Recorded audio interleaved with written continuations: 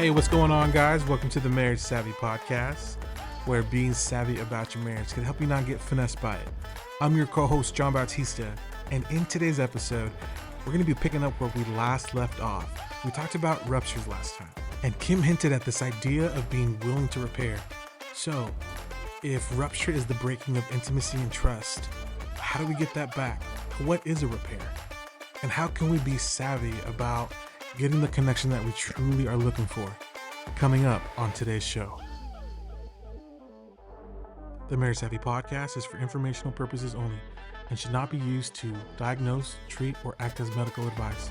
Always seek the advice of your primary care physician, mental health professional, or qualified healthcare provider for any questions you may have regarding a medical condition and/or mental illness. Hey Kim, welcome back to the Marriage Savvy Podcast. Hey John. Do you know that we're trying to be savvy about our relationships? Are we? Are we trying to be savvy?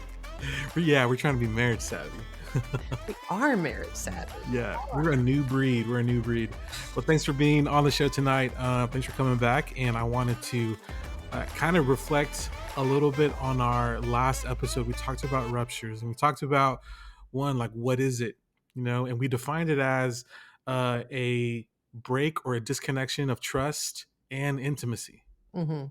But then we also talked about how there are lots of paper cuts, emotional paper cuts in a relationship, and a relationship dies by like 1,000 of them. And so what are the little ones? So the little R's, like the little ruptures, we talked about those. And then we also talked about some of the bigger ones, like being emotionally volatile. Mm-hmm. And so we ended the episode last time on asking ourselves, are we even willing to repair?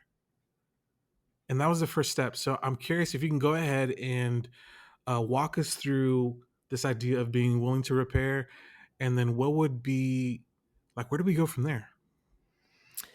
Yeah. So, being willing to repair. It's being willing to repair. Being in a place where you want to repair, right? So, because what is repair and what is not repair?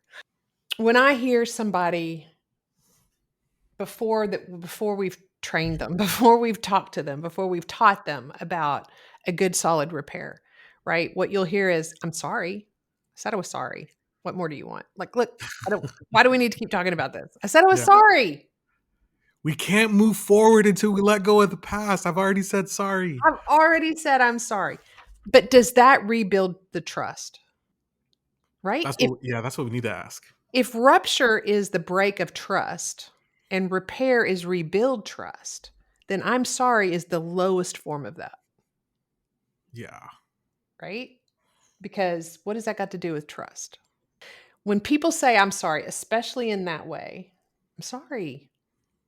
It's not about the person that was offended at all. It's about them. I'm sorry. I'm uncomfortable. I don't want to do this anymore. I don't want to talk about this. Let's move on. It's not even about you. It's about me and my feelings and my discomfort. And that is the last message you want to get across. Because if anything, what you're saying is, you're right not to trust me. I'm not trustworthy. So not only is rupture not repaired, it is widened. Wow, I didn't think about it that way. When you get an apology like that, you have made trust more damaged than before. Yeah, it's almost like further to reach at that point. Not almost, exactly right. And so if you think about it, if you think about repair, it is about how can I help you feel better and closer and build trust of our partnership. Before anything else, it'll rarely be an I'm sorry. What about the people that say, I just want them to acknowledge it? Is that really all that they're needing? I just want them to acknowledge that they're wrong. Is that really all that they're needing? It could be. I mean, it could be, right? Again, how big a rupture is a small R, a little R, a big R. Is this something that has, let me tell you, an apology, I'm sorry, can often work if it isn't a repeat offender. If you've got a repeat offender on the same exact issue, I'm sorry. I'm sorry. What more do you want? I said I was sorry is like a manipulation, Oh, okay. I see what right? you're saying. Yeah. Like it becomes even less valid at that point. And so that's why I said you've got to be in a place where the first order of business in a repair is, are you in a place where you want to repair? Because you have to get uncomfortable and you have to be willing to show up and be vulnerable. That is so much more than I'm sorry. And if I'm sorry is all you got, especially with I'm sorry with an attitude, you're not ready to make repair. And and honestly, like step number 1 is remembering this person that I am in relationship with, that I have offended, that I have hurt, that I have broken trust, is somebody I care about. Yeah. You've got to soften. You've got to soften your head and your heart toward that person. So if you're coming at it annoyed, so let's say it's a little betrayal. Like I said I would make sure that I got off work in time to go to your company event. A broken agreement. A broken agreement, Little R. right? Little r. And I don't, for whatever reason, say the traffic is way worse than I thought it was that night. And the meeting ran longer than it should have. And I got lost in time, whatever. And coming home, I know I've hurt you, but I go into anger defense mode instead of, you have to be in your right mind to do that. And what I mean by right mind is we all have this adaptive mind, this adaptive part of us that gets triggered, that gets defensive, that wants to be like, I did the best I could, get off my back. Or what about me and what kind of day I've had? And, we all go to Mm, that place, yeah. right? Yeah. That's normal. But to do repair, we have to soften. We have to go, okay, there's a place for that. Yes. Yes, I have feelings in this, but the person that I love that's depended on me to keep my word, I didn't keep. And I feel bad about that for them, right? Mm, You have to soften. If you go into this, who's right and who's wrong, and what's fair and what's not fair, I don't like to be told when I'm doing something wrong. If we go to that place, then we're not going to be in the right mind to do good repair. We won't make good repair. It's impossible to do it. yeah. Because the repair is not about the relationship or your partner. It's about you not being okay to be in the discomfort of what's going on. That's right. You're not regulated enough to do it. If you're angry and agitated and you feel bothered and you feel like your spouse is being a pain in the ass and everything else that's going on, right? Then you're not going to approach a repair from the right frame of mind and place. Does the person that was betrayed have their trust broken? Do they also need to be in the right frame of mind? Does the person who had, say that again? Yeah, like does the person who was the person on the receiving end? Oh, yeah. It helps. But listen, you have a big part in the way that you approach them and how they're going to respond. So, for instance, you've let them down and they're angry, right? If you come in with anything other than, oh, I am so sorry. This is all my fault. I've completely screwed this up. I should have done 50 things differently today. Let's get this taken care of, get you to your thing, or I'll make it up to you somehow, or, get to that place where you're letting them know that you see their pain. You're taking full responsibility for it. Their anger will very likely respond very well to that. Hmm. So no, you don't wait for them to not be angry for you to approach them. Okay, well that's helpful to know because in my mind I was like, well, if somebody is ready to make the repair and they were the offenders, you know, I thought it always depended on if the other person, the person that received the pain, if they had to be in the right frame of mind to even receive some sense of remorse from their partner. Well, Now that you put it like that, I mean, I can think of instances when it'd probably be wiser to wait a little bit, but I sure wouldn't ignore the subject until that person came around. They're never going to come around, Hmm. right? So it might be, hey, I know you're really upset. I'm here when you're ready to talk. I know that I have messed up Yeah. and Okay. I want to make that right, if and when you can. And so there's two parts to repair that are really important. One is you have to speak from repair. Mm. You have to speak the words from repair, which is my part in this. And the other thing you have to do is you have to listen from repair. It What do you is mean by that? not, it is about listening to the experience of the person who was wronged. You have to be willing to listen to what it's like to depend on you and you not show up. Hmm. And do that without getting angry that you're being called out. Yeah, I mean, you're kind of inviting a curiosity from your, like, Mhm. what is it like for you to experience me whenever I cross the line, whether when I break an agreement, when I betray you in some way? That's right. Man, that takes a That's lot of right. guts. It does. That's why I'm like, repair is work, man. It is work. Now, Yeah. not every rupture needs the full on, it's like I said, is it a repeat offender? Is it a big R? Sometimes hey, I'm really sorry. I messed this up, Hmm. right? But if you're not in attunement with your partner, if you're not in a place where you guys are trusting and soft and playful with each other, then you've got some unresolved rupture that you've got to deal with. And that's really helpful. Would you define what attunement is for some of our listeners who may not know what that might mean? Attunement is this place of safety. Okay. Attunement is a place of trust and safety. That's what the rupture is breaking. It breaks attunement.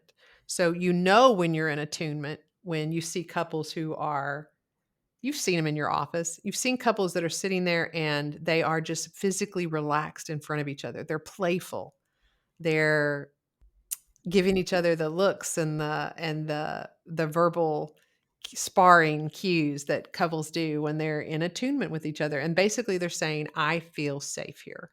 Yeah, it's that ooey gooey. Well, maybe when you say ooey gooey, I think of them dripping all over each other, and it may not be that, but it's this relaxed.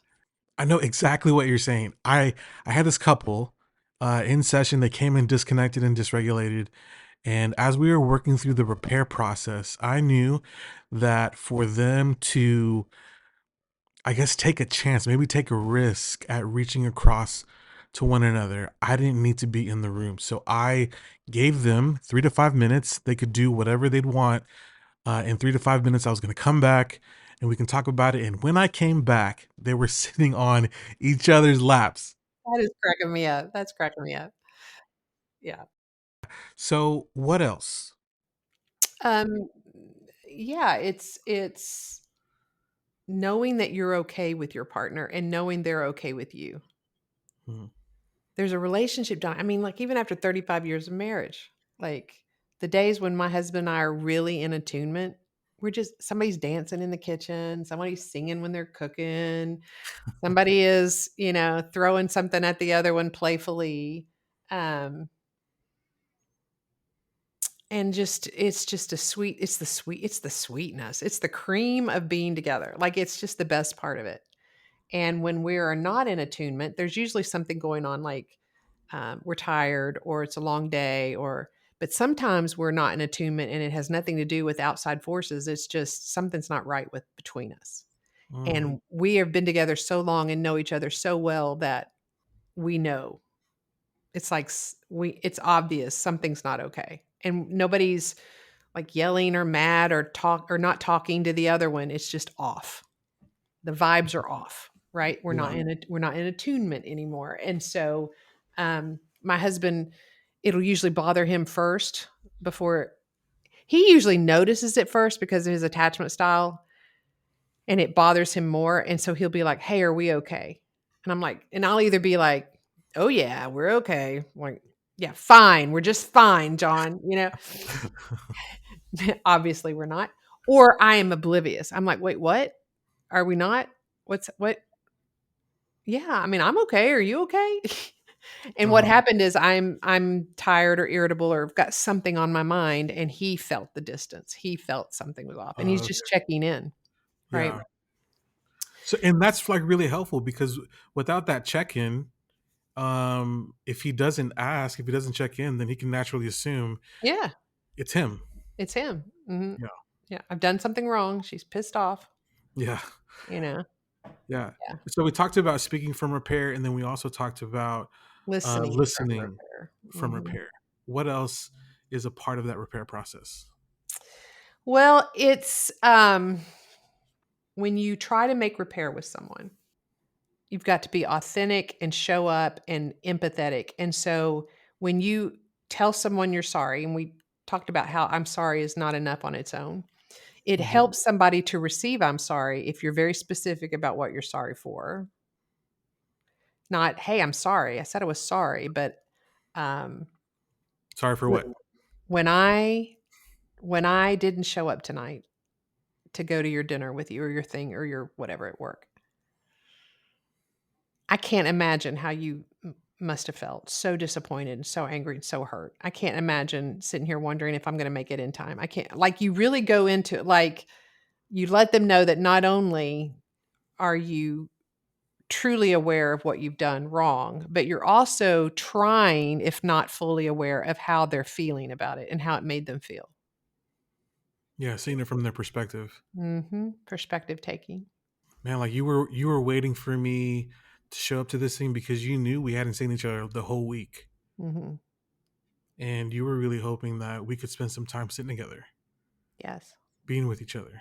Yeah, or you're probably embarrassed to show up at work and then have to explain where your spouse is, or that might have made you look, you know, Yeah.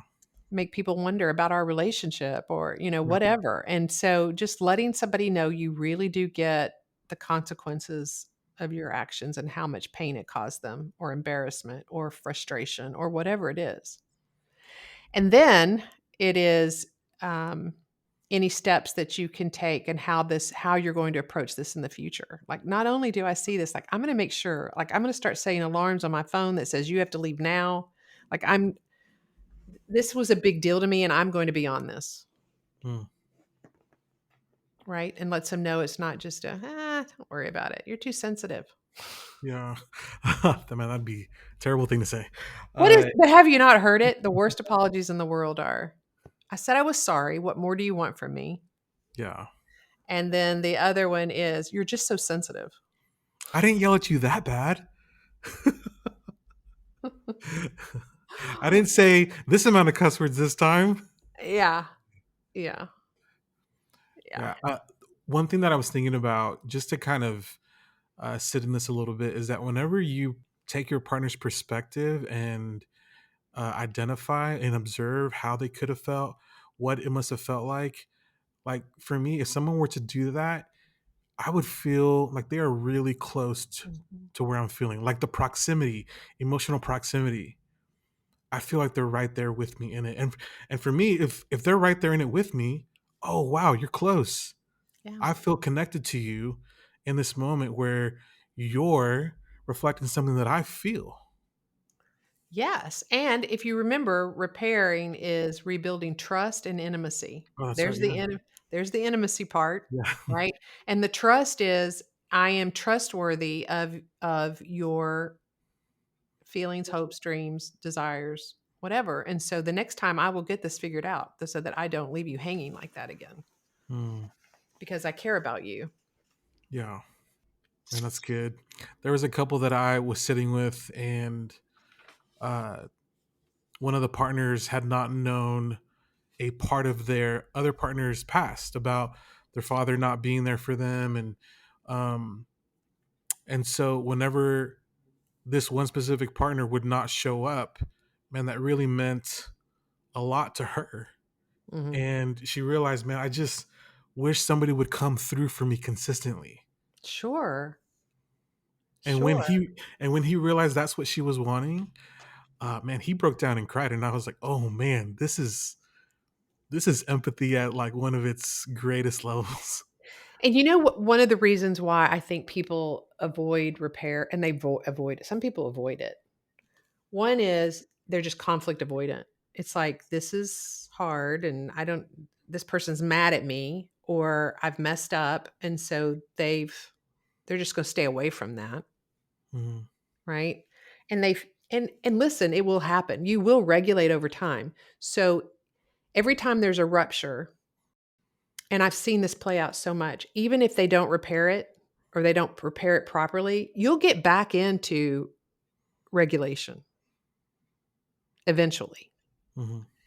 But man, now the trust and intimacy is damaged because you never made a proper repair. So they always know that it's there and that you're capable of hurting them in that way and not making repair. So they just feel a little bit less valued, cherished, loved. And so the next time there's a rupture, it builds on each other. Right. It builds on each other. Now the little R's become a big R. Yeah. And the big R's, that's why I said death of a thousand paper cuts. The big Uh, R's are the ones that end relationships. And so mhm. you get enough unresolved R's, now you got big R's, Yeah. right? And so another thing that people do instead of repair, they triangulate.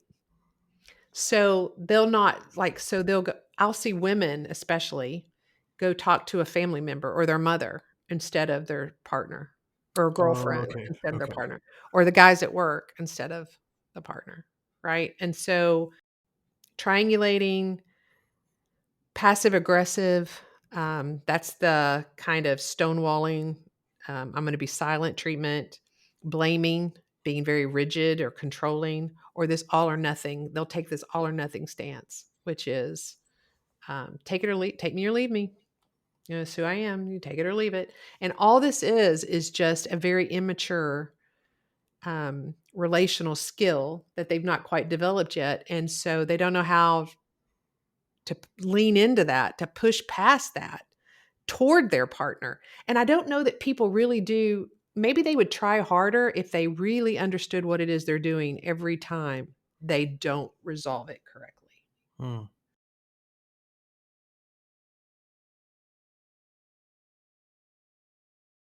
Because I've heard that last one before.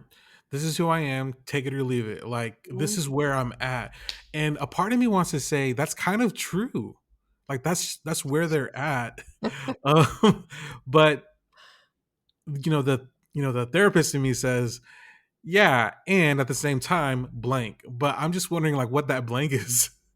Like, Well, I mean, okay, that's where they're at, but where's their partner at? And why are they not willing to be where their partner's at? oh, okay, there's the blank. Yeah. Why are you not willing to own up to your mistakes or your betrayal or your misstep? Why are you not willing to do that? What I've told people before is I'm a little bit more blunt than you probably though, but I mean, I'm kind of like, It's possible. ah, come on. You're strong enough to own your own mistakes, aren't you? Learn how to lean into this. Learn how to do it. It's a skill. Anybody can learn it. Yeah, you know what? Something that I've resorted to whenever someone has said. So, for example, you know what? I just lie. You know, she knew that I was gonna that I lied myself into this. You know, like she knew, and so what I resorted to was okay. Well, I look at the other partner. So this is one of his core values. It seems like this is one of his core values. Is that something that you want to partner with in the long run? You know, and so which is actually like a valid question. Uh, Mm, because we have to talk about core values. But I mean, I was just curious about that. This is who I am bit because I yeah. do hear that a lot. Well, again, it's just a way to avoid taking accountability. And honestly, I've seen enough of those people with who are that's just who I am kind of thing, right? When their spouse finally says, then I don't want it, all of a sudden they're very willing to be whatever their spouse wants them to be. Yeah, yeah, They're it, backtracking so fast. not so fast. Yeah, and that's what ended up happening was there was some subjectivity on truth and lies and Mhm. being willing or not willing to do that, and whenever there was if one of the partners felt like, you know what, this is it, I'm done with this, I can't do then there was some willingness to change. Yeah. Is there anything else that you would like to tell our listeners on this idea of repair? Yeah. So the other thing that I want to say about repair is that the quicker you do it, the easier it is to get through it. And so Stan Tatkin has done a lot of work on brain science, and he says that when the longer you're in disrepair, your brain starts to make up more and more stories about it that become realities, and whether they are or not. And so it's harder to get out of disrepair the longer that you're sitting in it. So he even says the first one to make repair first wins. Like that's the only contest you should be engaging in. And Sorry, first. yeah, and I think there's some real truth in that it's critical to do it quickly because of what the brain does with that information. Man, that's so good. If we do not repair soon, then the opportunity for our partners and ourselves to make up a story that's not even reality is the probability is higher. And so, man, what an encouragement for us to pursue repair, and who can repair first, who can approach it first. Well, guys, that's our episode for today. We hope that you guys enjoyed this episode on repair. Kim talked a lot about attunement, about what is repair, what's not repair, and even some of the moments that might be helpful and unhelpful. So thanks for joining us. You have been listening to the Marriage Savvy Podcast, where being savvy about your marriage can help you not get finessed by it. I'm your co-host, John Bautista, and I hope that you guys stay savvy. We'll see you on the next episode. Peace.